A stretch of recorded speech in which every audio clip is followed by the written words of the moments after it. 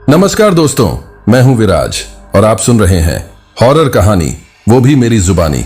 दोस्तों, आज की हमारी कहानी झारखंड के गढ़वा जिले के वीरपुर गांव के रहने वाले एक लड़के की है जिसका नाम सुमित है। तो चलिए अब यह कहानी सुमित के पॉइंट ऑफ व्यू से सुनते हैं। लेकिन कहानी को शुरू करने से पहले मैं आप लोगों से एक बात कहना चाहता हूं कि आप लोग स्टोरी को सुन तो लेते हो लेकिन लाइक और शेयर नहीं करते हो। इसी वजह से मेरी आपसे रिक्वेस्ट है कि आज की स्टोरी को जितना ज्यादा हो सके उतना ज्यादा लाइक करें।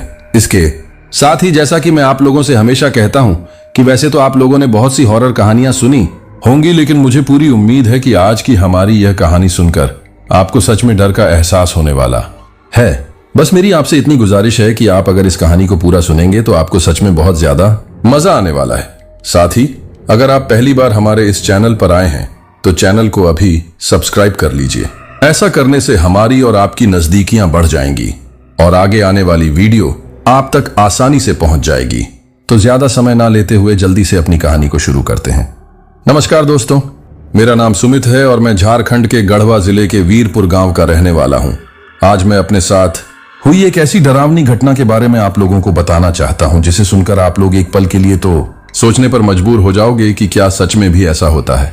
दरअसल क्योंकि मैं एक गांव का रहने वाला हूं तो जाहिर सी बात है कि मेरा जन्म भी गांव में ही हुआ था और पालन पोषण भी वही हुआ।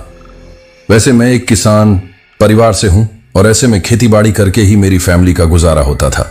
उस वक्त बचपन में पास के ही गांव से अपनी स्कूल की पढ़ाई पूरी करके मैंने अपने घर वालों के साथ खेतीबाड़ी में हाथ बटाना शुरू कर दिया, क्योंकि मेरी बहनों की शादी हो चुकी थी और मेरी मां इस दुनिया में नहीं है।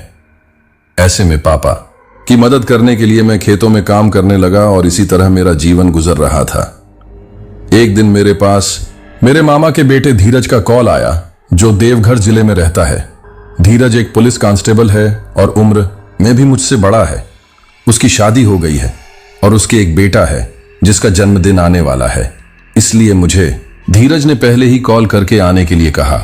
उस वक्त पहले तो मैंने खेतीबाड़ी का काम ज्यादा होने की वजह से मना कर दिया, तो धीरज नाराज हो गया, क्योंकि हर बार जब वह मुझे बुलाता है तो मैं किसी ना किसी कारण से मना ही कर देता हूं। वैसे बचपन में हम लोग साथ साथ रहते थे, लेकिन 4 साल पहले जब धीरज की सरकारी नौकरी लगी और वह अपने परिवार को अपने साथ देवघर ले गया, तब से हमारा मिलना बहुत कम हो पाता था, क्योंकि नाना नानी की तो मौत हो चुकी थी और धीरज अपनी पत्नी और बेटे के साथ शहर में रहता था। अब जब धीरज के बेटे का जन्मदिन आने वाला था तो उसने मुझे आने के लिए विशेष रूप से कहा, तो मैं उसकी बात से इनकार नहीं कर सका और देवघर जाने के लिए हां कर दी।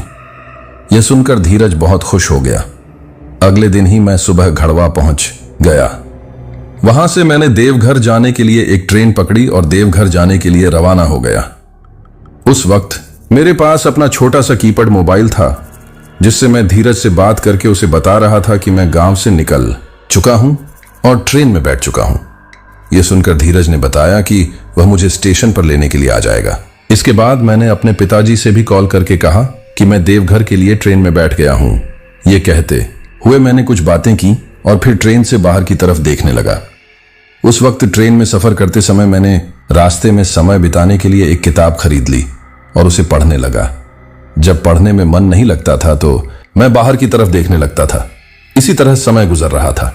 अगले आने वाले स्टेशन के बारे में मैंने फोन पर धीरज को बता दिया था। धीरज ने बताया कि जैसे ही अगला स्टेशन आएगा उसका नाम गोंडा है और वहां मुझे उतरकर अगली ट्रेन पकड़नी है। वैसे गढ़वा से गोंडा की दूरी ज्यादा नहीं थी और अगला स्टेशन आने ही वाला था। मैं इसी इंतजार में बैठा था और जैसे ही गोंडा का रेलवे स्टेशन आया मैं ट्रेन से उतर गया। लेकिन देवघर जाने वाली ट्रेन 2 घंटे बाद की थी, इसलिए मैं रेलवे स्टेशन पर बैठकर ट्रेन के आने का इंतजार करने लगा। तभी कुछ देर बाद पता चला कि जो ट्रेन देवघर जाने के लिए आने वाली है वह किसी कारणवश अचानक रद्द कर दी गई है और अगली ट्रेन कल की है। यह सुनकर मैं बहुत परेशान हो गया।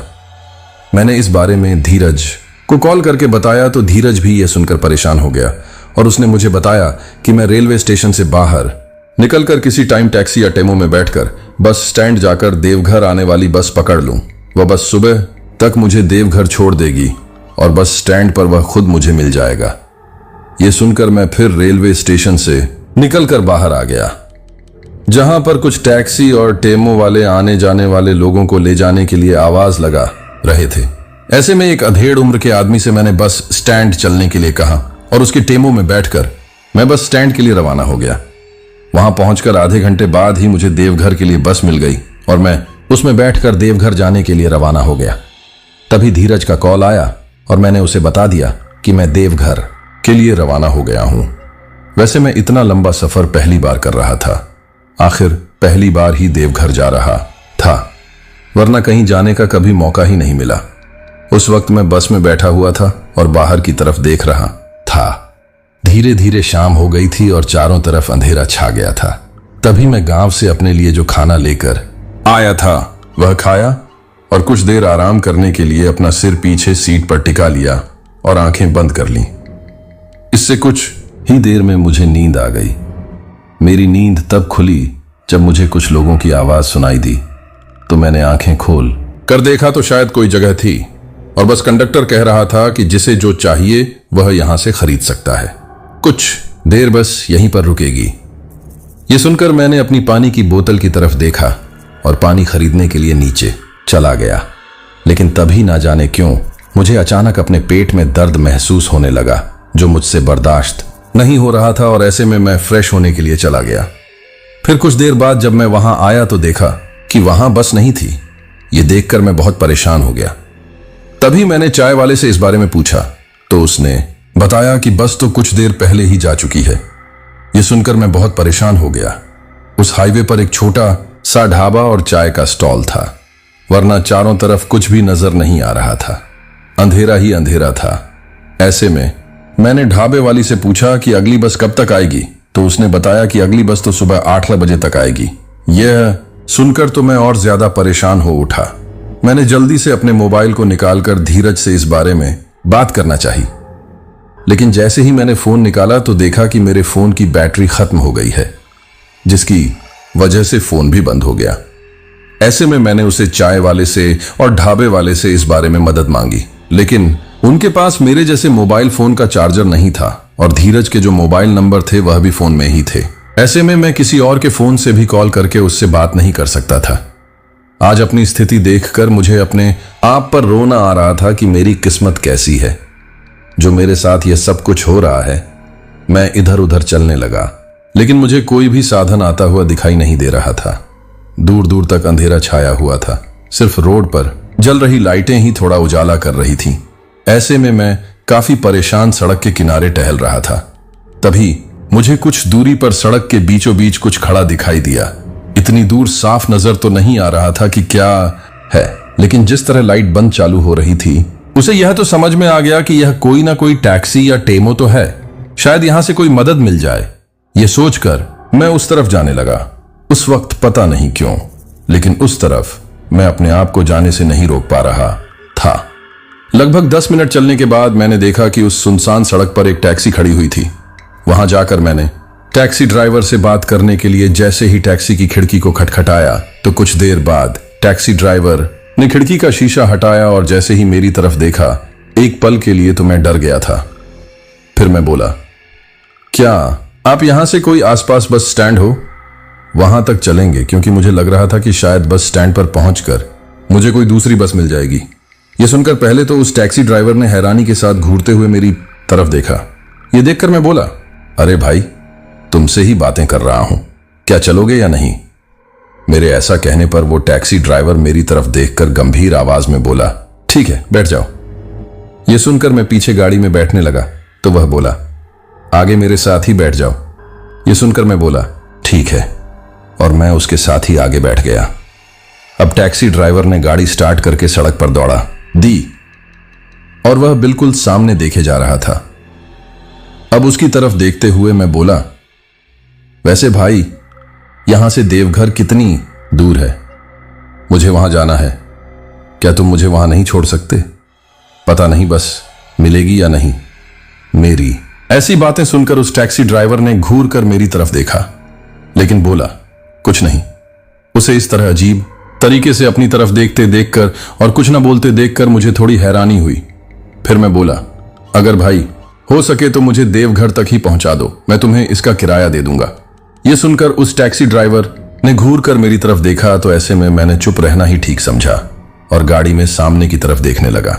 मैं टैक्सी में बैठे हुए बार बार टैक्सी ड्राइवर की तरफ देख रहा था, लेकिन वो टैक्सी ड्राइवर ना तो कोई बातें कर रहा था और ना मेरी तरफ देख रहा था, जिसकी वजह से मैं थोड़ा बोर होने लगा।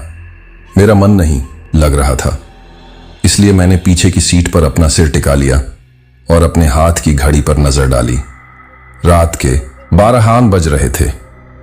फिर मैं आंखें बंद करके लेट गया और कुछ ही देर में मुझे गहरी नींद आ गई।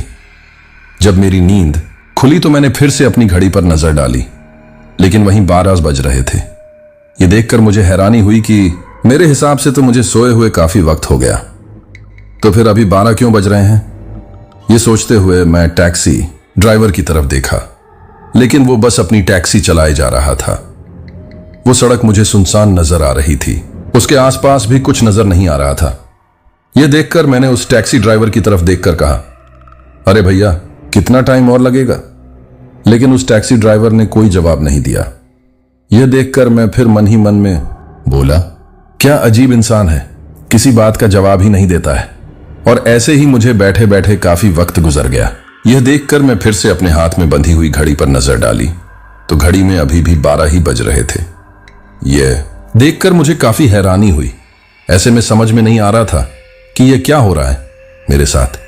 कहीं मेरे हाथ की घड़ी खराब तो नहीं हो गई? लेकिन घड़ी तो बिल्कुल ठीक है, और यह आखिर कौन सा रास्ता है जहां कुछ और दिखाई नहीं दे रहा है? ऐसे तरह तरह के ख्याल मेरे दिमाग में आ रहे थे।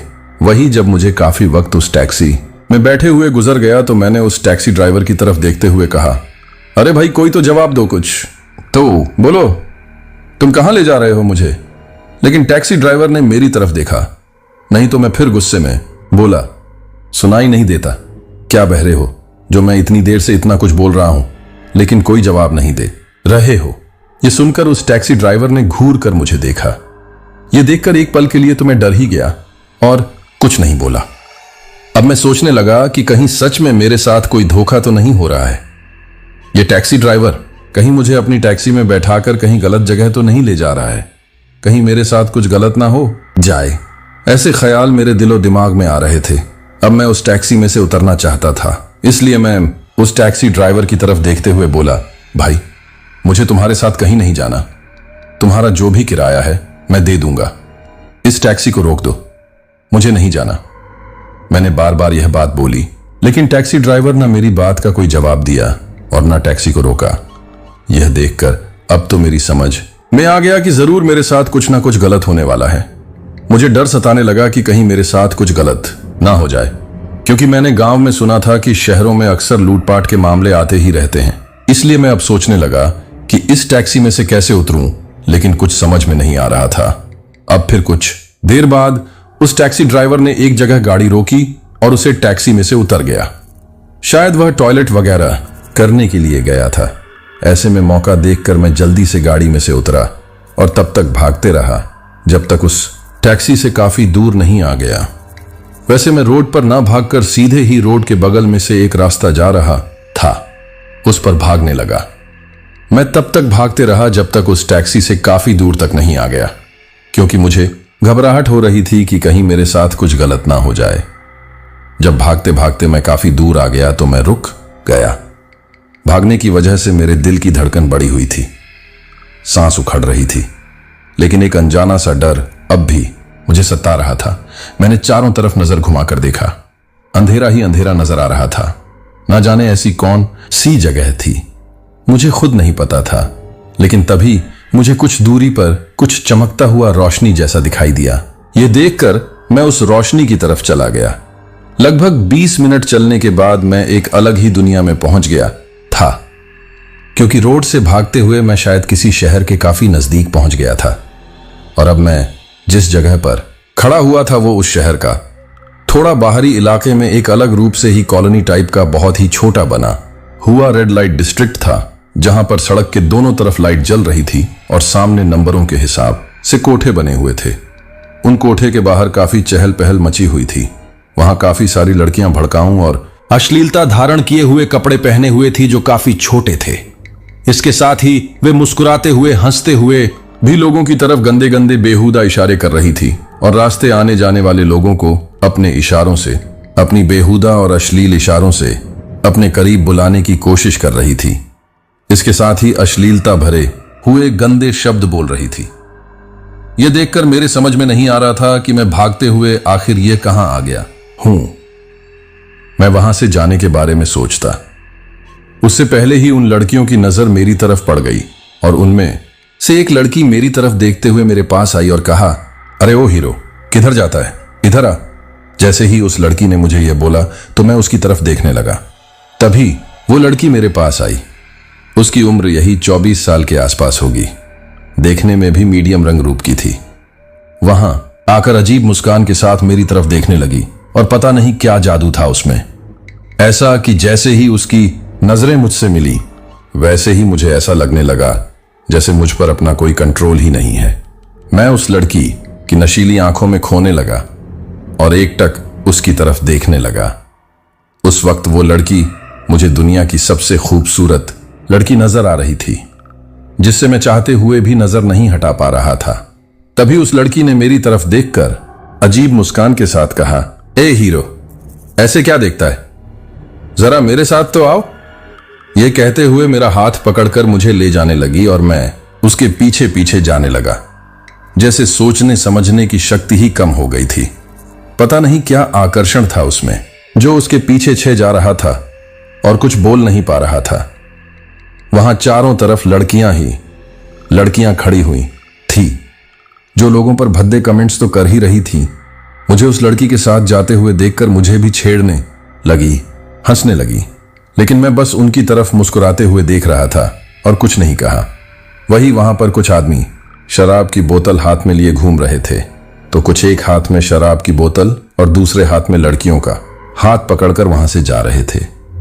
और कुछ लड़कियां ऊपर अपने अपने कोठों पर आगे छज्जे पर बैठे हुए ही इशारे कर रही थी, उल्टे सीधे शब्द बोल रही थी और रास्ते जाने वाले आने वाले लोगों को इशारा करके बुला रही थी। वैसे मैं यह बताना तो भूल ही गया कि उस रेड लाइट एरिया शहर से थोड़ी दूर था और वहां पर लगभग 8 कोठे बने हुए थे, जो चारों तरफ से एक कॉलोनी की तरह गिरे हुए थे और अलग अलग कोठे पर अलग अलग नंबर था। और मेरे हिसाब से शायद हर कोठे पर अलग अलग लड़कियां मिलती थीं। जैसे नेपाली लड़कियों का अलग कोठा था और विदेशी लड़कियों का अलग कोठा था। इसके साथ में साउथ इंडियन लड़कियों का अलग कोठा था। ऐसे भी कोठे थे जहां पर ज्यादा उम्र की औरतें बहुत कम कीमत में मिलती थीं और कुछ कोठे ऐसे थे जहां पर नई आई हुई लड़कियां ही रहती थी। ऐसे में हर कोठे का अलग नंबर था और ज्यादा बड़ा इलाका नहीं था।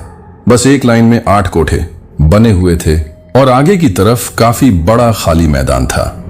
चारों तरफ एक परकोटा था और एक जगह कॉलोनी की तरह एक गेट लगा हुआ था। अब ये बताने के चक्कर में मैं ये तो बताना भूल गया कि मेरे साथ आगे क्या हुआ था। तो सुनिए, उस वक्त मेरा दिमाग बिल्कुल सुन्न पड़ गया था। कुछ भी सोचने की समझ मेरे अंदर नहीं रही थी।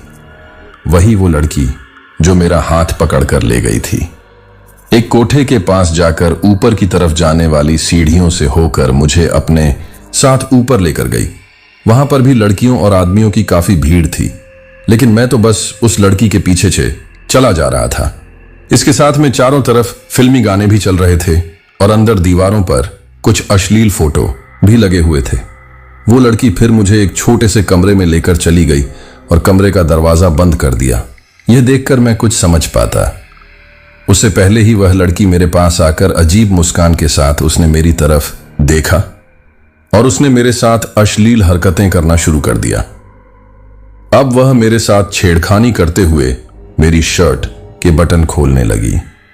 यह देखकर मेरा मुंह पर अपने आप पर ही काबू नहीं था। मैं बस उसका साथ दिए जा रहा था और वह एक अजीब सी मुस्कान लिए मेरी तरफ देखकर मुस्कुराई जा रही थी। अब हम दोनों एक दूसरे के सामने बिल्कुल नग्न हालत में थे। मैं एकटक उसकी तरफ देखते जा रहा था। तभी वो लड़की मेरी तरफ देखकर मुस्कुराते हुए बोली, पहली बार किसी लड़की के करीब आ रहे हो क्या? ये सुनकर मैं कुछ बोल नहीं पाया, बस उसे देखते ही जा रहा था, क्योंकि मेरा दिमाग तो मेरी बस में था ही नहीं। उस वक्त ऐसा लग रहा था जैसे जो लड़की मेरे सामने खड़ी है वो दुनिया की सबसे खूबसूरत लड़की है और मैं सिर्फ उसे ही देखता रहूं। वही फिर वो लड़की अश्लील इशारे करते हुए मुझे अपनी तरफ रिझाने लगी। तभी मुझे कुछ अजीब सी बदबू का एहसास हुआ, जैसे कुछ जलने जैसी, सड़ने जैसी बदबू आ रही हो।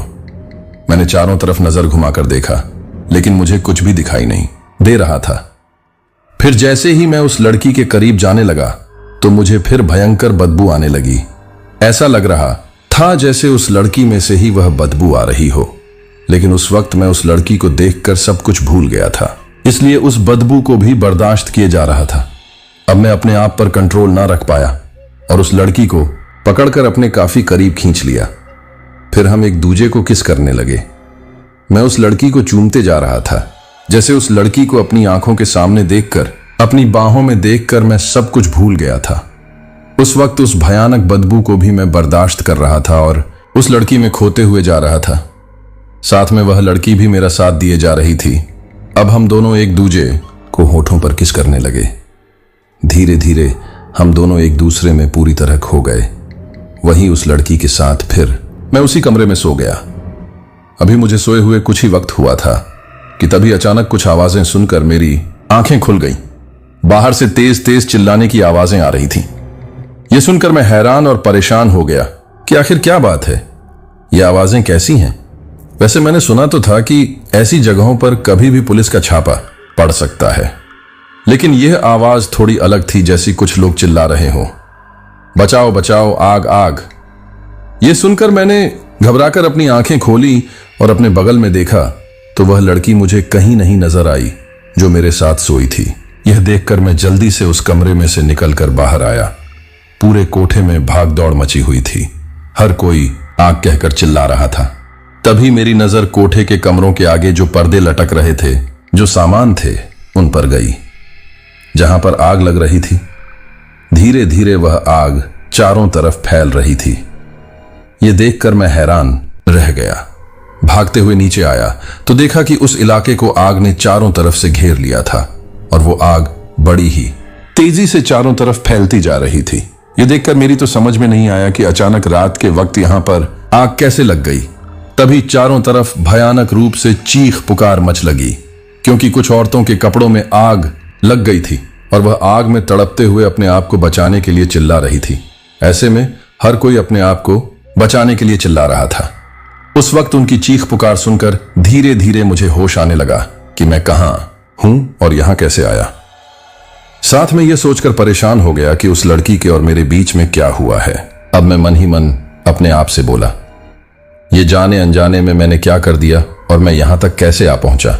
यह सोचकर मैंने चारों तरफ देखा तो उस क्षेत्र को आग ने पूरी तरह अपने कब्जे में ले लिया था और लोग अपनी जान बचाने के लिए इधर उधर भाग रहे थे, लेकिन बचा नहीं पा रहे थे, क्योंकि कोठे के चारों तरफ जो परकोटा बनाकर गेट लगा हुआ था कॉलोनी टाइप का, उस पर बाहर से किसी ने लॉक लगा दिया था। ऐसे में सारे लोग इधर उधर भागते हुए चिल्लाने लगे। वैसे भी रात के वक्त कमरे में से नग्न और अर्धनग्न हालत में कमरों में निकलते हुए लड़की लड़कियां अपनी जान बचाने की कोशिश कर रहे थे और चिल्लाते हुए इधर उधर भाग रहे थे। धीरे धीरे उस आग ने सभी को अपने आगोश में ले लिया और ऐसे में पल भर आग चारों तरफ बुरी तरह फैल चुकी थी। यह देखकर मैं खुद काफी परेशान हो गया। मेरी आंखों के सामने कुछ औरतें और लड़कियां आग में बुरी तरह झुलस रही थी और कई आदमियों को भी आग ने अपनी चपेट में ले लिया था। चारों तरफ भयानक चीखप मची हुई थी। उस वक्त अपनी आंखों के सामने वो भयानक मंजर देखकर मेरी आत्मा कांप उठी थी। मैं सबको बचाना चाहता था, लेकिन उस आग के सामने कुछ नहीं कर पा रहा था। यह देखकर, यह मेरे साथ यह सब क्या है, यह सोचकर मैं अपनी जान बचाने के लिए भागने लगा, लेकिन पल भर में ही सब कुछ बदल गया। कुछ देर पहले जो इलाका मुझे काफी चहल पहल से भरा हुआ चमक धमक वाला नजर आ रहा था, वो आग से घिर चुका था। आग चारों तरफ चल रही थी, लेकिन पल भर में ही जैसे चारों तरफ की आग बुझ गई थी, सब कुछ जलकर राख हो चुका था। जो लोग आग में जलकर मरे थे, उनकी जली हुई लाशें मेरी आंखों के सामने पड़ी हुई थी। बड़ा ही दिल दहला देने वाला भयानक मंजर मेरी आंखों के सामने था। अब सब कोठे पल भर में ही श्मशान घाट की तरह बदल चुके थे और उसके बाद पल भर में ही न जाने वो लाशें कहां गायब हो गईं। अब चारों तरफ बस वह जले हुए खंडहर ही दिखाई दे रहे थे। उन्हें देखकर ऐसा लग रहा था जैसे कोई भूतिया खंडहर हो। बिल्कुल भी किसी चीज की आवाज नहीं आ रही थी। चारों तरफ सन्नाटा छाया हुआ था, लेकिन तभी अचानक से भयानक तेज चीखने पुकारने की आवाज आने लगी। ये सुनकर घबराते हुए मैंने चारों तरफ देखा तो चारों तरफ अंधेरा था। पूरी इमारतें झलकर काली पड़ चुकी थीं। साथ में ही तभी उन इमारतों में से कुछ अजीबोगरीब लोग बड़ी ही डरावनी भयानक तरह की आवाज करते हुए कूदकर भागकर बाहर निकलने लगे। ये देखकर मैं हैरान रह गया कि ये सब कुछ आखिर मेरे साथ क्या हो रहा है। ऐसे में जब मैंने उनकी तरफ देखा तो देखा कि उनके चेहरे बुरी तरह से जले हुए थे। पूरा शरीर बुरी तरह जला हुआ था। आंखें बड़ी ही लाल थीं और शरीर में जगह जगह से जला कटा मांस लटक रहा था। उनके नाखून और दांत काफी भयानक और बड़े थे। अजीब तरह से चिल्लाते हुए वे लोग बाहर की तरफ भाग रहे थे। ये देखकर मैं बहुत घबरा गया और घबराते हुए ये सोचकर कि कहीं यह लोग मेरे ऊपर हमला ना कर दें, अपने आप को बचाने के लिए इधर उधर देखने लगा और तभी एक जले हुए खंडहर के पास जाकर खड़ा हो गया, जिससे मैं उन लोगों को दिखाई ना दूं। साथ में मैं सोचने लगा कि अब मैं यहां से कैसे निकलूं। कुछ समझ में नहीं आ रहा था। मैं उस जली हुई इमारत के पास खड़ा था। तभी मैंने देखा कि जो भयानक लोग मुझे नजर आए थे वह अब चीखते चिल्लाते हुए अपने हाथ के नाखूनों से जानवरों की तरह नोचकर और कुछ फाड़ कर खा रहे थे। अब ध्यान से देखा तो कुछ तो बकरे हिरण जैसी जंगली जानवरों को काट कर फाड़ कर जानवरों की तरह नोच-नाच कर खा रहे थे, तो वहीं दूसरी तरफ कुछ अजीबोगरीब सी दिखने वाली औरतें जिनके पूरे बाल जले हुए थे, दांत काफी लंबे थे और बड़े ही भयानक नुकीले नाखून थे। चेहरा पूरा जला हुआ था। जगह जगह शरीर से जला हुआ मांस लटक रहा था। वे बड़ी ही बेरहमी से जानवरों की तरह अपने नुकीले नाखूनों से एक इंसान को चीर फाड़ कर खा रही थी और खून पी रही थी। ये देखकर तो मेरे होश उड़ गए। उस वक्त मैं इतना डर गया था कि ऐसा लग रहा था जैसे कहीं बेहोश होकर ना गिर जाऊं। डर की वजह से कांपते ही जा रहा था। समझ में नहीं आ रहा था कि यह सब कुछ क्या हो रहा है। क्यों मेरी आंखों के सामने ही पल भर में यह क्या हो गया। उस वक्त मुझे अपनी आंखों के सामने चारों तरफ अंधेरा और डरावने खंडहर और उन डरावने भूत चुड़ैल और पिशाचों को देखकर मैं बहुत ज्यादा डर गया था। समझ में नहीं आ रहा था कि क्या करूं। आखिर भागकर जाऊं तो कहां जाऊं, यही सोच रहा था कि तभी अचानक मुझे कुछ अजीब सी आवाज अपने ऊपर से सुनाई देने लगी। तो मैंने ऊपर झांक कर देखा तो मेरे होश उड़ गए। ऊपर जिस दीवार के पास में खड़ा हुआ था उस दीवार पर छिपकली की तरह रेंगते हुए अपनी गर्दन को अजीब तरीके से इधर उधर करते हुए अजीब भयानक आवाज अपने मुंह से निकालते हुए एक औरत, जो कि बड़ी डरावनी थी, जिसके सिर में बाल नहीं थे, पूरा शरीर जला हुआ था। आंखें बड़ी बड़ी और सफेद थीं, दांत काफी लंबे थे, हाथ के नाखून भी नुकीले थे। वो इधर उधर अजीब तरीके से अपनी गर्दन को हिलाते हुए मेरी तरफ बढ़ रही थी। वो दृश्य देखकर मेरे होश उड़ गए और मैं वहां से जैसे ही थोड़ा भागा तो तभी उल्टे तरीके से लटके हुए कुछ चुड़ैलों ने मुझे घेर लिया, जो गुस्से में मेरी तरफ देख रही थी और मेरी तरफ बढ़ रही थी। ये देखकर मुझे अपनी आंखों के सामने अपनी मौत नजर आने लगी, लेकिन मैं हिम्मत करके वहां से भागने लगा। तभी एक चुड़ैल ने, जो नीचे जमीन पर पड़ी हुई थी, मेरा पैर पकड़ लिया, जिसकी वजह से मैं नीचे गिर गया। उस वक्त डर की वजह से मेरी तो आवाज ही गले में अटक गई थी, कुछ बोल नहीं पा रहा था। तभी घुटनों के बल चलती हुई कुछ चुड़ैल मेरे पास आने लगी। यह देखकर मैं वहां से उठकर भागने लगा तो आसमान में उड़ती हुई एक चुड़ैल अपना हाथ काफी लंबा कर मेरी गर्दन को पकड़कर मुझे आसमान में लहराने लगी। यह देखकर मैं बहुत ज्यादा घबरा गया और अचानक उस चुड़ैल ने मुझे भयानक आवाज करते हुए नीचे फेंक दिया। तभी मैंने घबराकर इधर उधर देखा और वहां से भागने लगा, लेकिन भागते भागते मैं उस कोठे के सामने जो मैदान था वहां पर आ गया। वहां आकर मैं सोच रहा था कि अब किधर जाऊं, क्योंकि मुझे रास्ता ही नजर नहीं आ रहा था। बाहर निकलने का ना कोई रास्ता दिखाई दे रहा था। ऐसे में मैं कुछ समझ पाता उससे पहले ही उन चुड़ैल और पिशाचों ने मुझे चारों तरफ से घेर लिया। यह देखकर तो मैं बहुत ज्यादा घबरा गया। तभी वे चुड़ैल और पिशाच, जो काफी डरावने थे, उनके मुंह से अभी कुछ देर पहले उन्होंने किसी आदमी को और कुछ जंगली जानवरों को चीर फाड़ कर खाया था। उनकी वजह से खून लगा हुआ था और वे मेरी तरफ बढ़ रहे थे, जोर जोर से चिल्ला रहे थे। यह देखकर मैं बहुत डर गया था और इधर उधर घबराते हुए देखने लगा। उनकी आवाज इतनी तेज और भयानक थी कि चारों तरफ गूंज रही थी। यह देखकर तो मेरे होश उड़ गए। अब क्या करूं, कुछ समझ में नहीं आ रहा था। भागने की कोशिश कर रहा था, लेकिन आगे जाऊं तो किधर जाऊं, यही सोच रहा था, लेकिन कुछ समझ नहीं आ रहा था। अपने सामने इतना सब कुछ देखकर मेरे तो दिमाग ने ही काम करना छोड़ दिया था। मैं काफी घबरा गया था और डर की वजह से बेहोश होने वाला ही था कि तभी अचानक एक मोटरसाइकिल उनके बीच दौड़ते हुए आई और उस पर 2 लड़कियां बैठी हुई थीं। उसमें आगे वाली लड़की मोटरसाइकिल चला रही थी तो पीछे वाली लड़की के दोनों हाथों में आग से जलती हुई मसाले थी। उस वक्त जैसे ही उन चुड़ैल और पिशाचों ने आग से जलती हुई मसाले को देखा तो घबराने लगे और चिल्लाते हुए दूर भागने लगे, वहां से उससे दूर हटने लगे। ये देखकर मुझे हैरानी हो रही थी।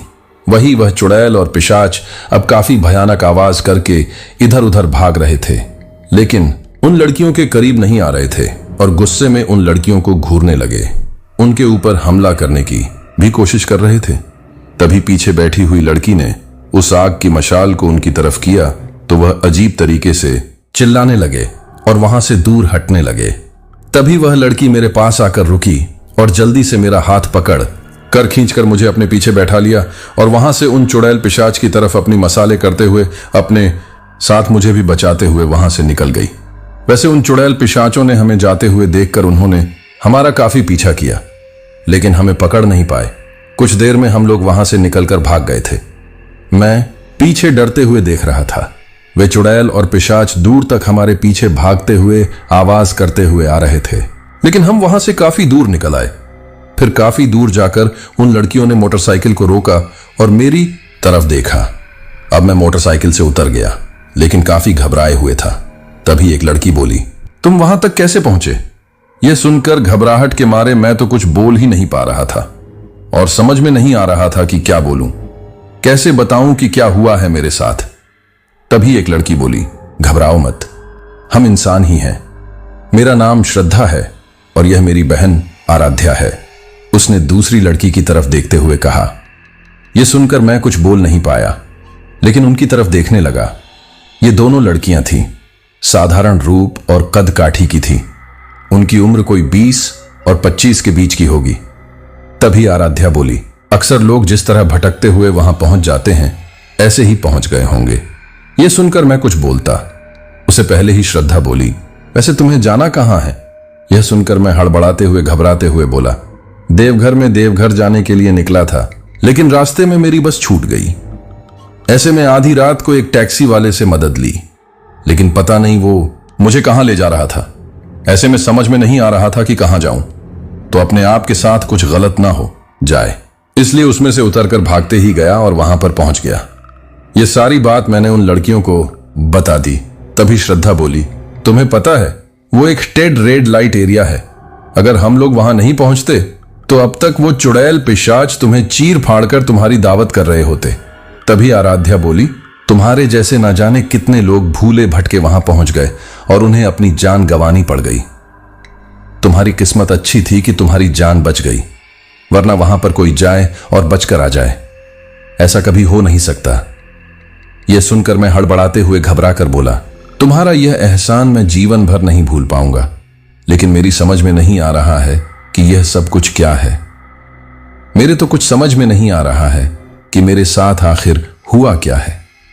यह कहते हुए मैंने हैरानी के साथ उनकी तरफ देखा। यह सुनकर श्रद्धा मेरी तरफ देखते हुए बोली, आप खड़े खड़े ही बातें करोगे या बैठोगे भी?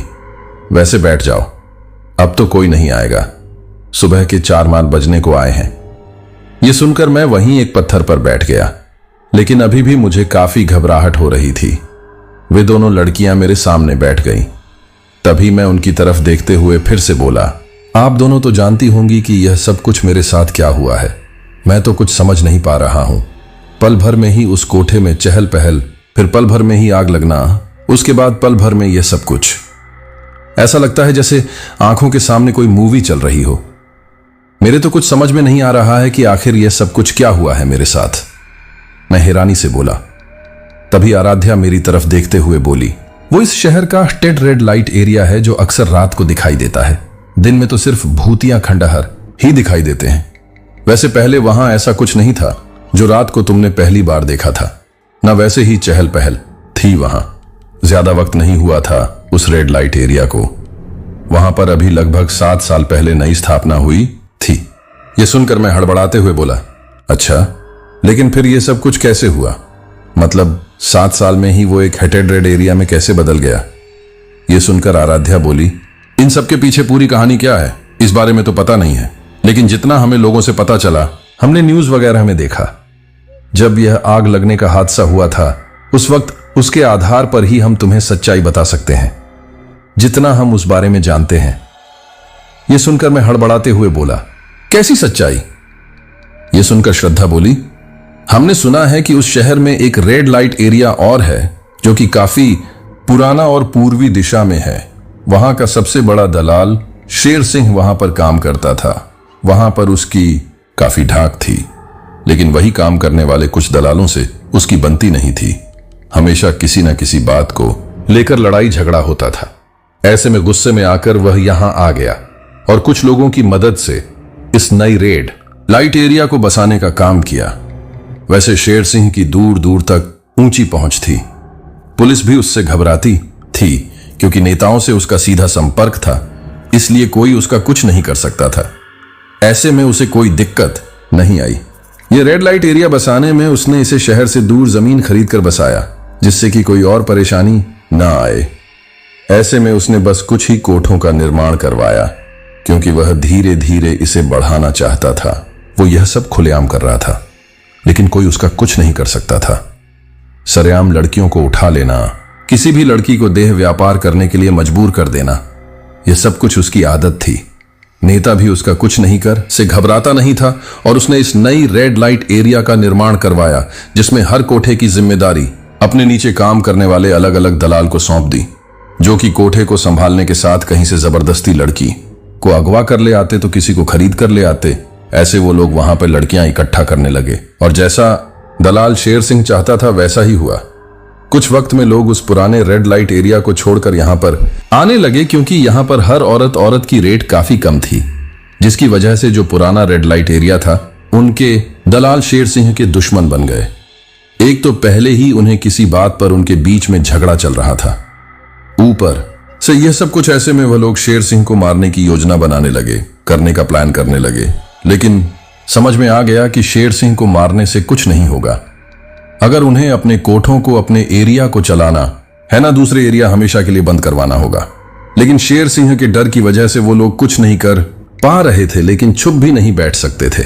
ऐसे में इसी बात को लेकर उनके बीच झगड़ा बढ़ता जा रहा था और शेर सिंह ने आखिरकार नेताओं से संपर्क करके उस पुराने रेड लाइट एरिया पर पुलिस की रेड पड़वाना शुरू कर दिया और हर वो तरीका अपनाया जिससे वह एरिया बंद हो सके। यह देखकर भी पुराने दलाल काफी गुस्सा हो गए और एक रात उन्होंने बड़ी ही साजिश रची। चारों तरफ से उस छोटे सी रेड लाइट एरिया को घेर लिया और बड़ी ही चालाकी से उसमें आग लगा दी। उन्होंने अपने आदमियों के साथ इस साजिश को अंजाम दिया था और जो उस एरिया का मेन गेट था उस पर ताला लगवा दिया, जिससे कोई भी उस एरिया से निकलकर भाग ना सके। वही अपनी साजिश के अनुसार जब उन दलालों ने कोठे को चारों तरफ घेर कर वहां पर आग लगाई, विस्फोटक सामग्री फेंकी, तो ऐसे में लोग आधी रात का वक्त था, कुछ समझ पाए, कुछ कर पाते, उससे पहले ही आग ने उन्हें घेर लिया और आग में जलकर मर गए। तड़पते हुए उन लोगों ने अपनी जान दी थी। उनकी जान बचाने वाला, उनकी चीख सुनने वाला वहां कोई नहीं था जो उन्हें बचा सके। वैसे लोगों ने अपनी जान बचाने की, वहां से भागने की बहुत कोशिश की, लेकिन कुछ लोग तो बचकर भाग गए, पर अधिकतर वहां पर जलकर ही मर गए। खास करके औरतें जो वहां पर अपनी जिस्म का धंधा करती थीं और तब से लेकर आज तक वहां मरे हुए लोगों की आत्माओं को शांति न मिलने के कारण वे आत्माएं भटक रही हैं, जो कुछ ही वक्त में चुड़ैल और पिशाच बन गई।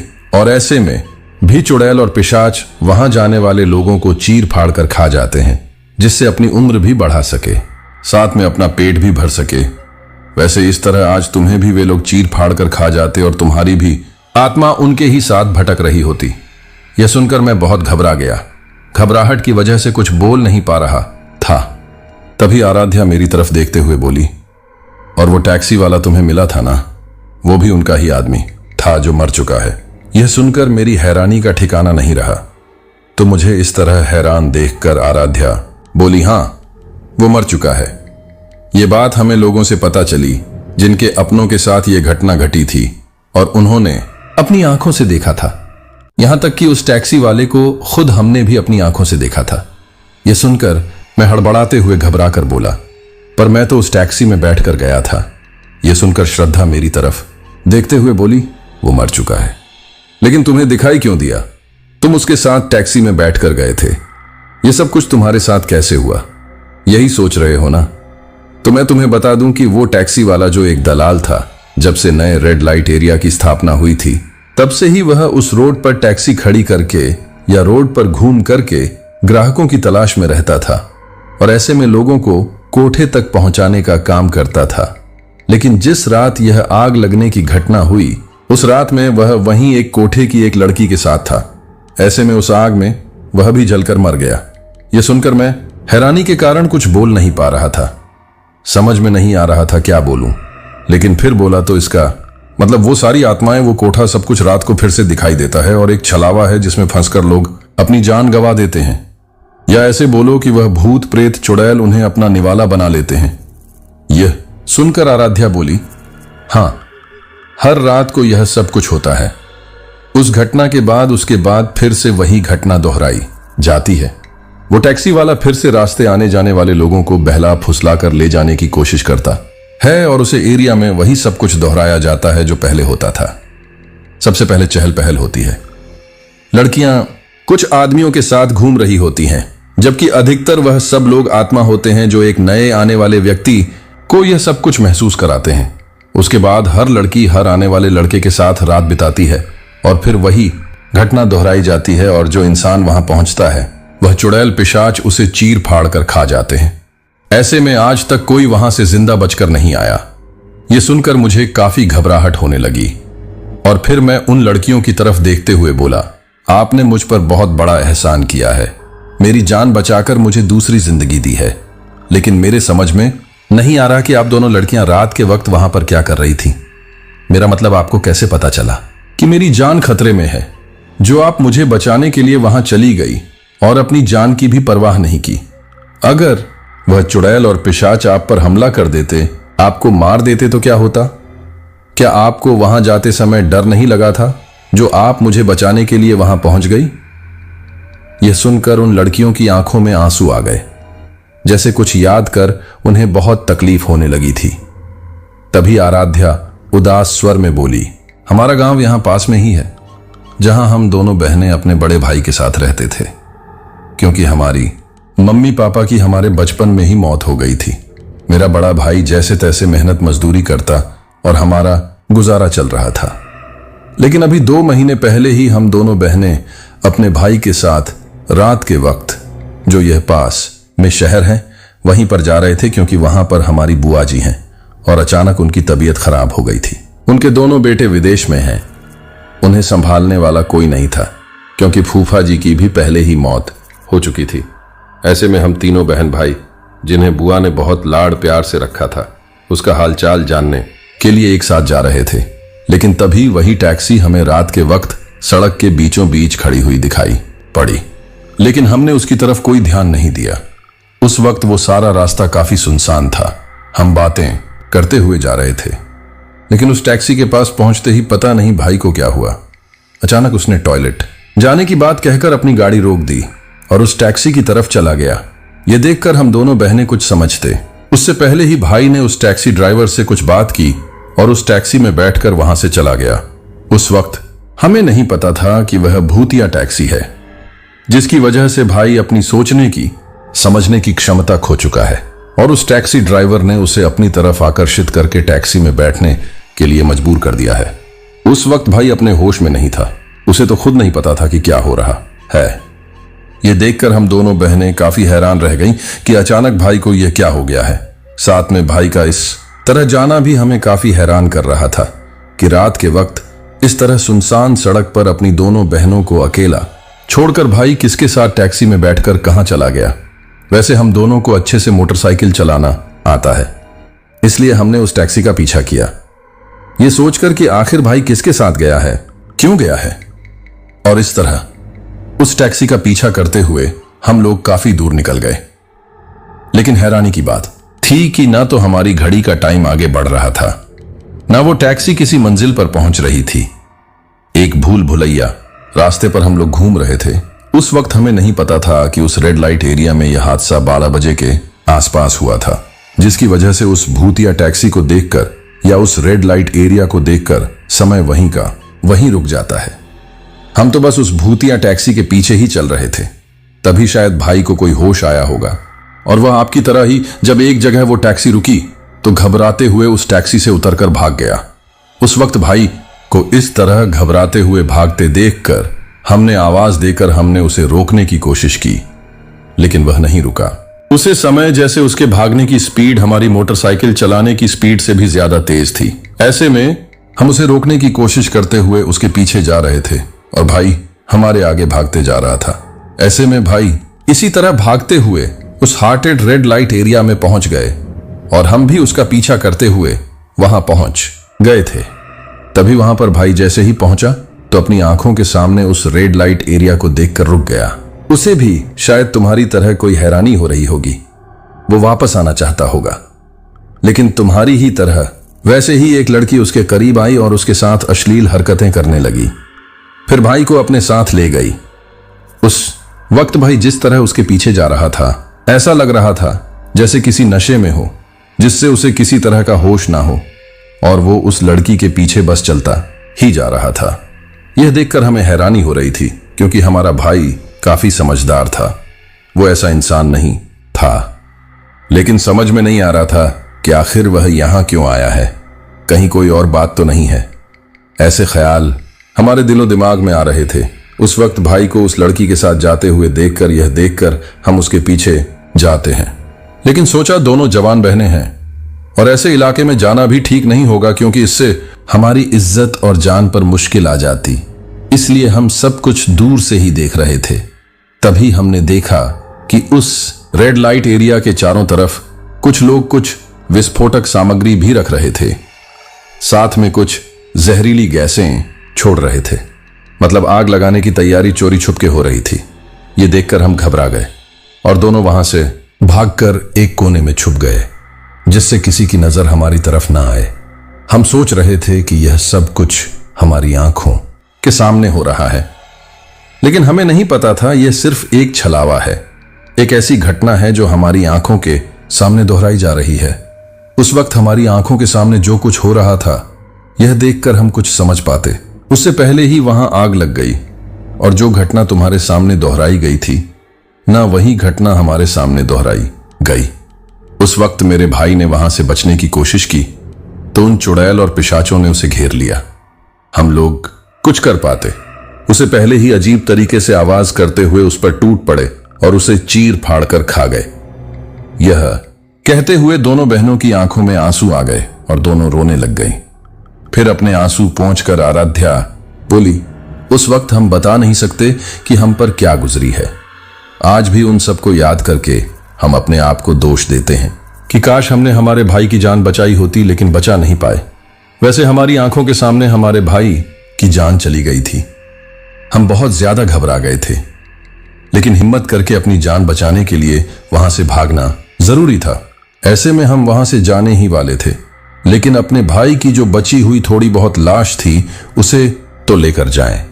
यह सोचकर हमसे रुक नहीं गया और हम वहां पर पहुंच गए। उस वक्त हमें देखकर वह चुड़ैल और पिशाच हमारी तरफ देखने लगे। हमें देखकर उनके चेहरे पर एक अजीब सी मुस्कान आ गई। वे अजीब तरह की आवाज करते हुए भयानक तरीके से चिल्लाते हुए हमारी तरफ बढ़ने लगे। ये देखकर हमें समझ में आ गया कि हमने कितनी बड़ी गलती कर दी है। अब शायद हम जिंदा नहीं बच पाएंगे। हमारे भाई की तरह यह चुड़ैल और पिशाच हमें भी नोच नोच कर खा जाएंगे। यह सोचकर उस वक्त हमें तो अपनी आंखों के सामने अपनी मौत नजर आ रही थी। अब हम सोच रहे थे कि अब हम जिंदा नहीं बच पाएंगे, लेकिन तभी वहां पर एक बुजुर्ग पुजारी दोनों हाथों में मसाले लेकर आया और मैंने देखा उस पुजारी के वहां आते ही चुड़ैल और पिशाच गुस्से में आग की जलती हुई मसाले देखकर डरकर चिल्लाते हुए वहां से भाग रहे हैं। यह देखकर हम कुछ समझ पाते। उससे पहले ही वह पुजारी हमारी तरफ देखते हुए बोला, जल्दी करो बेटा, जल्दी से मेरे साथ आओ। यह कहकर हमें उन पिशाच और चुड़ैल से बचाते हुए वह हमें अपने साथ लेकर चला गया। उस पुजारी ने हमें बताया था कि वहां जो चुड़ैल और पिशाच हैं, जो लोगों को मारकर खा जाते हैं, वे आग से इसलिए डरते हैं क्योंकि उनकी खुद की मौत आग से जलकर हुई है। ऐसे में वह सब आग से डरते हैं। उस बुजुर्ग पुजारी ने हम दोनों को उस तरफ जाते हुए देख लिया था और यह सोचकर कि हमारे साथ कुछ गलत ना हो जाए, हमारी जान ना चली जाए, इसलिए वह पुजारी हमें बचाने के लिए आ गया था, क्योंकि उसे हार्टेड रेड लाइट एरिया में खुद उसका बेटा भी भूला भटकते हुए आ गया था और उसकी जान चली गई थी। ऐसे में वह हमारी मदद करने के लिए वहां आया और उस पुजारी ने हमारी जान बचा ली। जिस तरह आग की मसाले हाथ में लेकर उसने हमारी जान बचाई थी, ये देखकर ये सोचकर हमें समझ में आ गया कि अगर अपनी जान बचानी है या किसी और की जान बचानी है तो आग का होना जरूरी है। लेकिन अपने भाई के साथ जो कुछ हुआ था उस हम भुला नहीं पा रहे थे और रोए जा रहे थे। कहां जाए, क्योंकि अपने भाई के सिवाय हमारा इस दुनिया में कोई नहीं था। साथ में जो कुछ हमारे साथ हुआ था उसकी वजह से हम काफी तकलीफ में थे, लेकिन जैसे तैसे हम अपनी बुआ के वहां जा पहुंचे थे। पर भाई की मौत का सदमा बुआ भी बर्दाश्त नहीं कर पाई और उसकी भी मौत हो गई। अब तो हम दोनों बिल्कुल अकेले रह गए, कोई भी सहारा हमें नजर नहीं आ रहा था। ऐसे में हम उस बुजुर्ग पुजारी के पास वापस लौट आए जिसने हमारी जान बचाई थी और उसे सारी बात बताई। ये सुनकर उसने हम दोनों को अपनी बेटी माना और हमारे बारे में जानकर उस बुजुर्ग पुजारी और उसकी पत्नी ने हमें से जाने नहीं दिया, अपने पास ही रख लिया। ऐसे में अब हम उसे मंदिर में रहते हैं। ये कहते हुए आराध्या ने एक मंदिर की तरफ इशारा किया और बोली, यह मंदिर उस हटेड रेड लाइट एरिया से कुछ ही दूरी पर है। यह सुनकर मैं कुछ बोल पाता। उसे पहले ही श्रद्धा बोली, तुम्हारी तरह उसे भूतिया टैक्सी को देखकर उसे हार्टेड रेड लाइट एरिया में बहुत सारे लोग यहां से चले जाते हैं और अपनी जान गंवा देते हैं।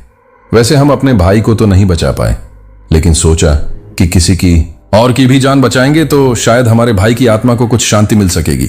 ऐसे में हमने सोच लिया कि जहां तक हो सकेगा हम किसी और को उन चुड़ैल और पिशाच का निवाला नहीं बनने देंगे।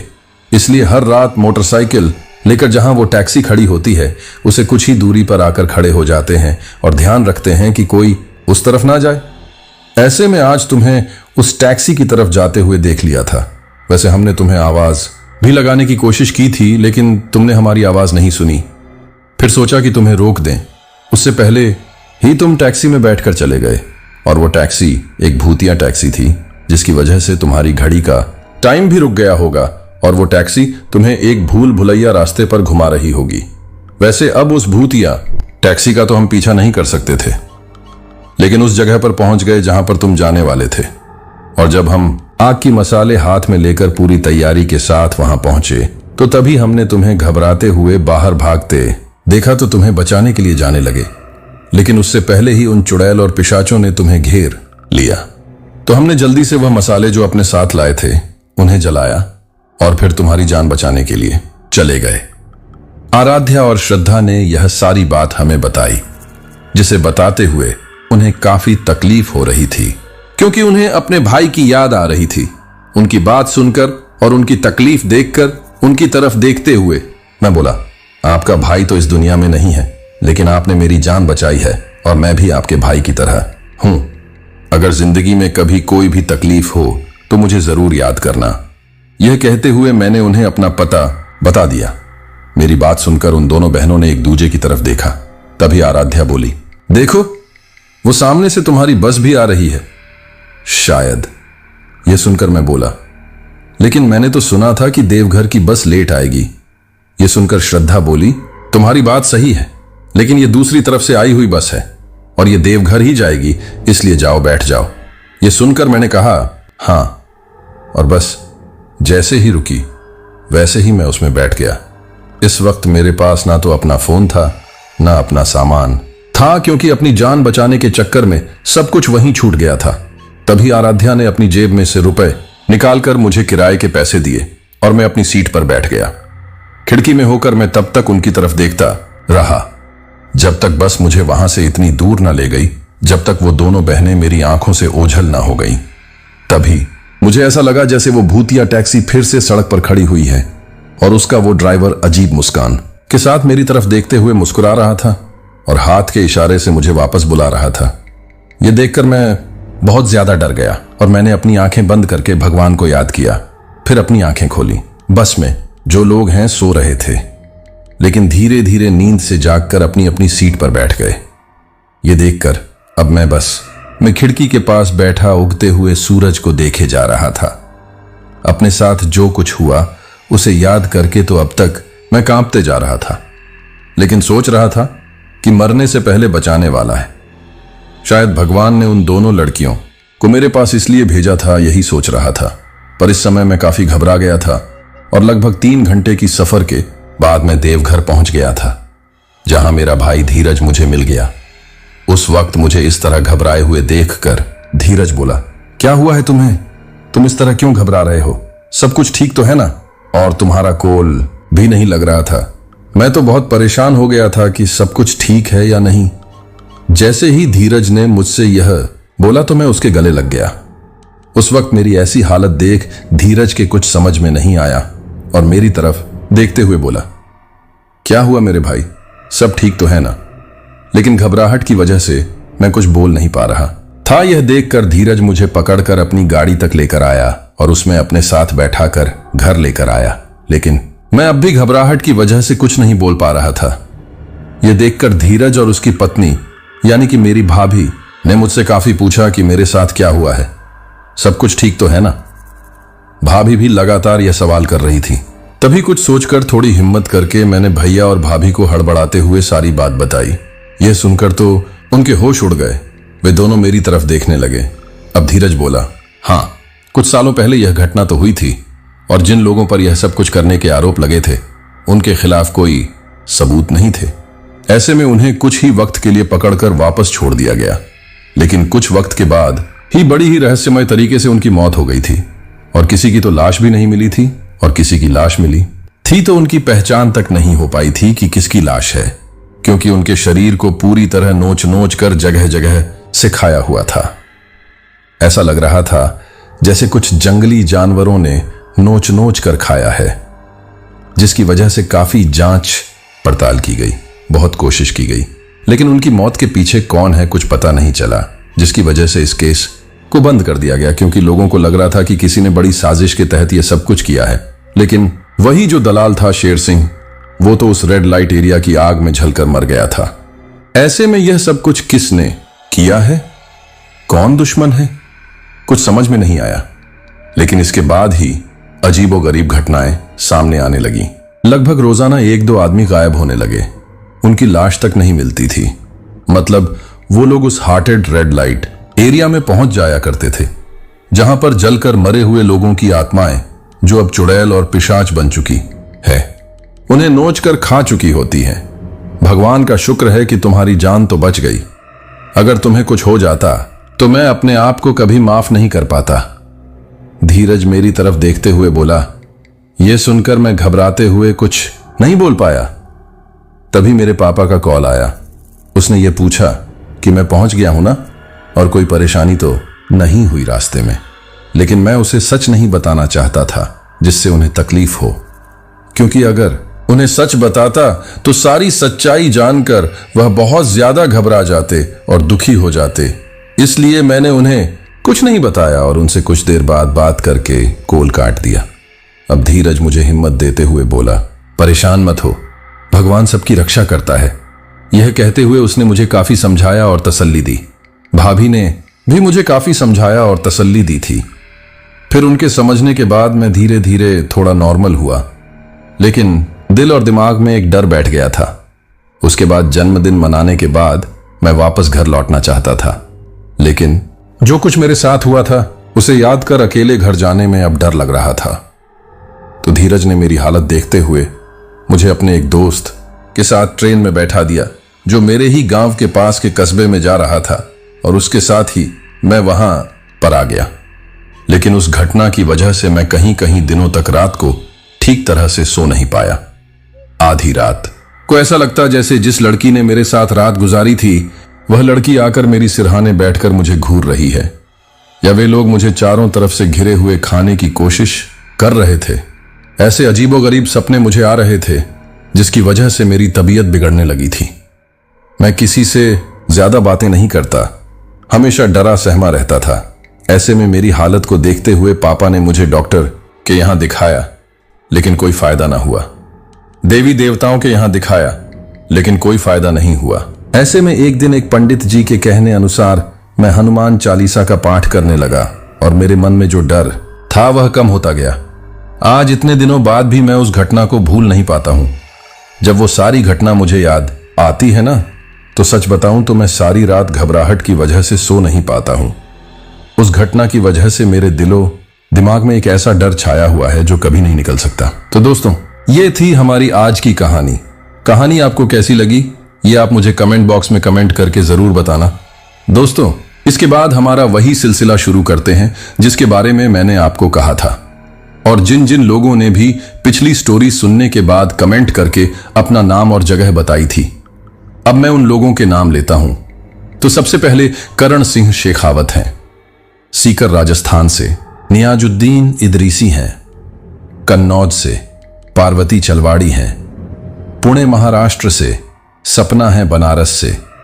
अवनीत हैं जालंधर पंजाब से। संतोष कुमार हैं, दाड़ से निहार सिन्हा हैं। मेघालय से मोहम्मद सरफराज हैं। बिहार से शहजाद बाबर है। लाहौर से सूरज देव हैं। झारखंड से आकाश सिंह हैं। अयोध्या यूपी से मनोज हैं। नेपाल से विवेक कुमार हैं। हिमाचल से अपंग नागा हैं। नागालैंड से संजय यादव हैं। यूपी से मनोज कुमार चौधरी और कविता चौधरी हैं। बीकानेर राजस्थान से अनु हैं। अंधेरी मुंबई टुम्पा शाह हैं। कोलकाता से आदिल हुसैन है। कोलकाता से फिरोज हैं। राजस्थान से परम है। गंगानगर राजस्थान से अरविंद यादव हैं। हरदोई से सूरज सिंह हैं। बांडा जिला चित्रकूट से गौरव दिवाकर हैं। आगरा से अदनान मलिक हैं। बिहार से सत्यनारायण हैं। उड़ीसा से अमित हैं। झारखंड से लोरभूपी हैं। अरुणाचल प्रदेश से गौतम कुमार हैं। खुशीगर से नारायण प्रसाद हैं। हरियाणा से रविंद्र कुमार हैं। बिहार से जिग्नेश वर्मा है। सूरत गुजरात से साफिक चौहान है। मुंबई से पूजा हैं। भीलवाड़ा से अयान शेख हैं। महाराष्ट्र से समुद्र श्रेष्ठा हैं। काठमांडू नेपाल से राहुल खोंतरा हैं। असम से राकेश बेहरा हैं। उड़ीसा से संजय धुंड हैं। हिसार हरियाणा से जी के मोहन हैं। अहमदाबाद गुजरात से विकास जोशी हैं। नेपाल से अखंड गुप्ता हैं। अयोध्या से हाकम सिंह हैं। इटली से प्रार्थना गोगोई है।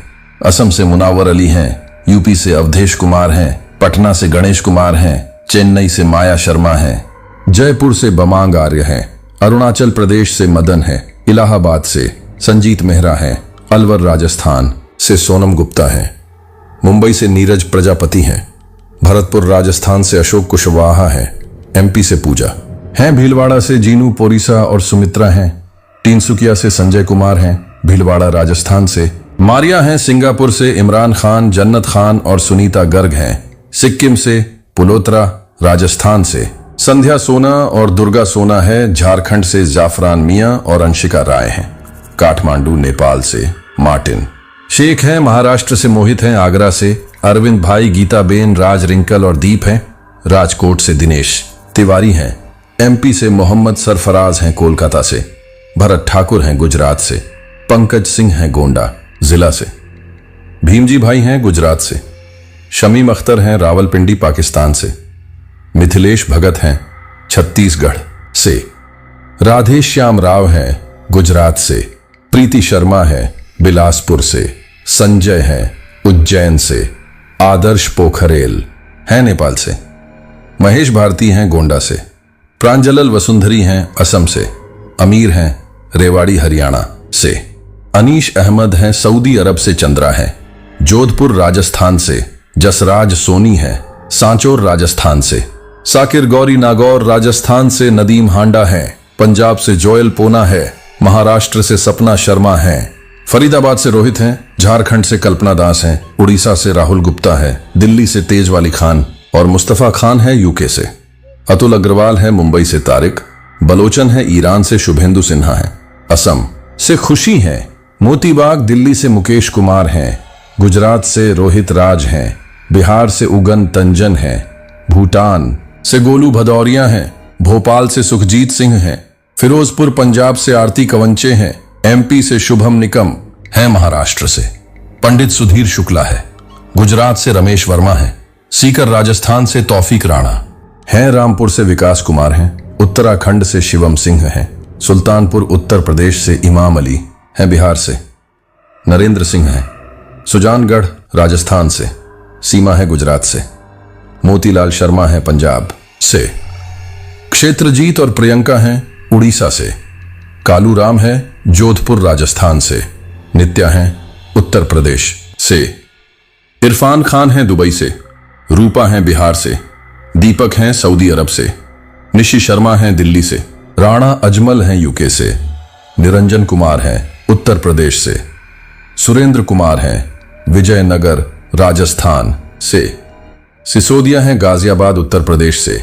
महेंद्र सिंह हैं अहमदाबाद गुजरात से, सुरेंद्र महार और झरना महार हैं उड़ीसा से, आस्तिक थापा है हिमाचल प्रदेश से, अरमान खान है बिहार से, संजीत पासवान है बिहार से, गोविंद घोष और सुष्मिता दास हैं त्रिपुरा से, डोलमा यांगजोम हैं अरुणाचल प्रदेश से, महेश है बनारस से, नेमू प्रधान है सिलीगुड़ी से, मुस्कान है हिमाचल प्रदेश से, रियाज मंजू हैं झारखंड से, जीवन मोनिका है मणिपुर से, राहुल सिंह राजपूत हैं इंदौर से, अर्जुन कुमार हैं, सोनिया बिहार दिल्ली से, मन्नत है असम से, राजश्री हैं, मुंबई से अमित पटेल हैं, अमेरिका से संदीप हैं, सोलापुर से राहुल सिंह हैं, झारखंड से संगीता यादव, मोहित यादव और मनीष यादव हैं, फरीदाबाद हरियाणा से पुष्पा देवी हैं, गाजियाबाद से खोकण हैं, कोलकाता से कुंदन है, बिहार से रमेश हैं,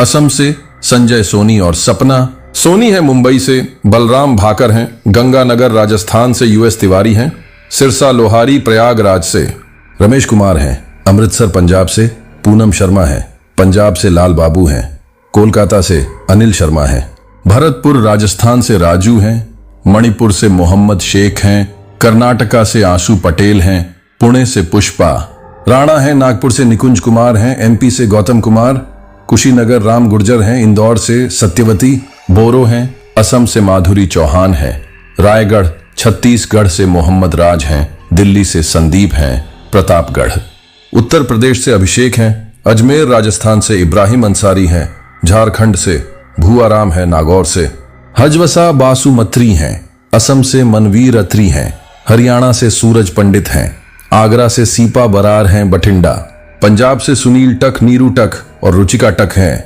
बीकानेर राजस्थान से परंजीत ब्राह्मण हैं, गुवाहाटी से ललित कुमार गर्ग हैं, जालौर राजस्थान से गोपाल हैं, नेपाल से राजीव दिया तनु और परी हैं, मुंबई से सचिन कुमार हैं, गुजरात से शुभम और लतिका हैं, देहरादून से पूनम बनर्जी हैं, मुंबई से यू खान हैं, गाजियाबाद से प्रीति नीति और शमशेर हैं, मलेशिया से नेहा सरकार हैं, वेस्ट बंगाल से अजय सक्सेना है, दुबई से बेनू मियां हैं, असम से अमन शर्मा हैं, दिल्ली से राजवीर बन्ना है, दूदू जयपुर से ब्रोजेंद्र सिंह हैं, मणिपुर से लक्ष्मण है, तेलंगाना से रूपा नंदी और शुभम नंदी हैं, कोलकाता से अरविंद साहना गोस्वामी हैं, गोरखपुर से तौफीक अहमद हैं, जौनपुर से सुल्तान अन्ना है, रामपुर से कपिल सैनी हैं, हिसार से असद खान है, वडोदरा से रब्बी आलम है, एल एक रात लोनावल्ला से पुणे लौटते वक्त एक लोकल बस में सवार होते हैं, जहां अजीब घटनाएं घटने लगती हैं।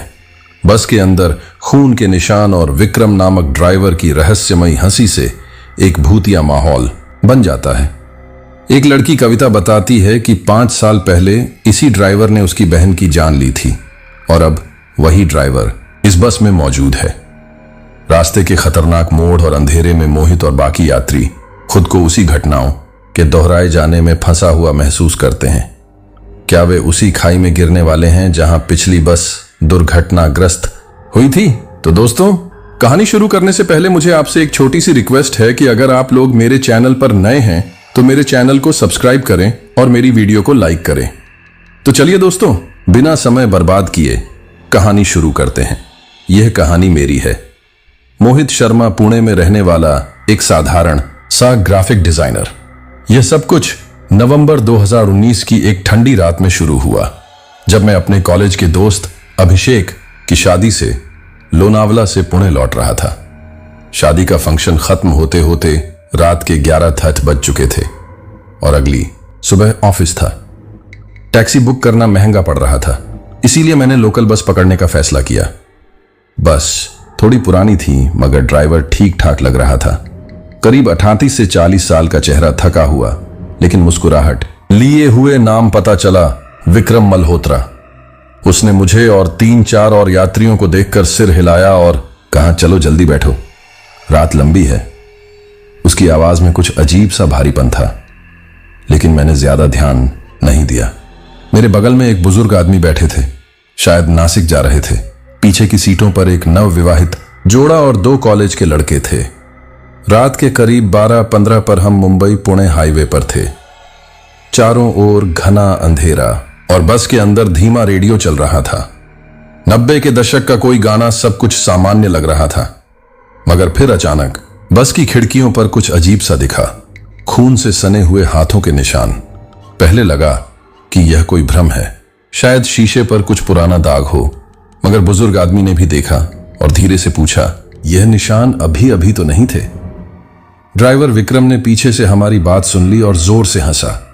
उसकी हंसी, वो हंसी अभी तक मेरे कानों में गूंजती है, एकदम बेजान, जैसे कोई मशीन हंस रही हो, बिना किसी भावना के।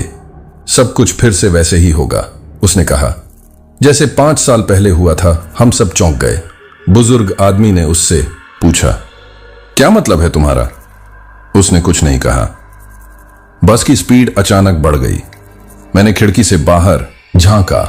हम उस हिस्से में थे जहां हाईवे एक खतरनाक मोड़ लेता है और ठीक बाईं ओर एक गहरी खाई है। मैंने मोबाइल निकाला, सिग्नल चला गया था। उस वक्त 12 से 37 हो रहे थे। पीछे बैठे कॉलेज के लड़के घबरा गए। उन्होंने सीट से उठकर विक्रम से कहने की कोशिश की कि बस धीमी चलाए, मगर वह अब किसी की सुन नहीं रहा था। उसकी आंखें रियर व्यू मिरर में दिख रही थीं, एकदम सुर्ख, जैसे उनमें नींद नहीं जुनून भरा हो। तभी वह नवविवाहित जोड़ा अचानक खड़ा हुआ और लड़की ने चिल्लाते हुए कहा, यह वही ड्राइवर है, यह वही है जिसने मेरी बहन की जान ली थी। सब कुछ ठहर सा गया उस पल। बस अब भी तेज चल रही थी, मगर हम सब जैसे किसी और ही दुनिया में चले गए थे। मैंने लड़की से पूछा, तुम किस बारे में बात कर रही हो? उसने कांपती आवाज में बताया कि 5 साल पहले उसकी बड़ी बहन नेहा इसी रूट से पुणे आ रही थी। वो बस कभी नहीं पहुंची। खबर आई थी कि ब्रेक फेल हो गया था और बस खाई में गिर गई थी। सारे यात्री मारे गए थे और ड्राइवर का शव कभी नहीं मिला, पर वह विक्रम ही था। लड़की अब रो रही थी। वह आखिरी कॉल नेहा ने मुझे की थी। उसने कहा था, ड्राइवर अजीब बर्ताव कर रहा है। मैं कुछ कह नहीं सका। खून के निशान अब हर खिड़की पर थे, बस जैसे खुद चीख रही थी। घड़ी 12:47 दिखा रही थी। उस रात क्या हुआ और क्यों विक्रम ने कहा, सब कुछ फिर से वैसे ही होगा? यह सवाल अब भी मेरे दिमाग में गूंजते हैं। क्या आप कभी उस बस में चढ़े हैं जो लोनावला से पुणे आती है? रात के 12 बजे के बाद वह घड़ी जैसे जैसे 12:48 हुई, बस की स्पीड और बढ़ती जा रही थी। सामने का रास्ता धुंध से ढका हुआ था, पर विक्रम की आंखें अजीब सी चमक रही थीं, जैसे उसे हर मोड़, हर गड्ढा, हर खाई पहले से पता हो। मैं अभी भी उस लड़की की बातों को पछने की कोशिश कर रहा था। उसका नाम कविता था और उसके पति अनुज का चेहरा पीला पड़ चुका था। कविता का हाथ बार बार सीट पर कांप रहा था, मानो कुछ छूने से डर रही हो। मैंने उसे धीरे से पूछा, तुम पक्के हो कि यह वही विक्रम है? उसने मेरी ओर देखा, जैसे उसे मेरी बात सुनाई ही ना दी हो, और बोली, नेहा की लाश पूरी तरह जल चुकी थी, पर उसके मोबाइल में आखिरी रिकॉर्डिंग बची थी। एक आदमी की हंसी, बिल्कुल ऐसी ही हंसी, बस अब घाट सेक्शन में पहुंच चुकी थी। लोनावला का वह हिस्सा जहां अक्सर एक्सीडेंट्स होते हैं। जगह का नाम था भोशी डैम मोड़। मैंने यहां दिन में कई बार ट्रैकिंग की थी, मगर रात में यह जगह कुछ और ही लगती है। सड़क के दोनों ओर पेड़ ऐसे खड़े थे जैसे वह भी इस बस को रोकना चाहते हों। घड़ी 12:72 हुई। बगल में बैठे बुजुर्ग आदमी ने जेब से रुमाल निकाला, शायद पसीना पोंछने के लिए, मगर रुमाल खून में भीगा हुआ था। किसी ने कुछ नहीं कहा, पर हम सब ने देखा। ये कैसे? उसने कांपती आवाज में पूछा। कविता अब चुप थी, बस खिड़की के बाहर देख रही थी, जैसे कोई पुराना सपना उसके सामने दोहराया जा रहा हो। अनुज ने उसके कंधे पर हाथ रखा, लेकिन वह पीछे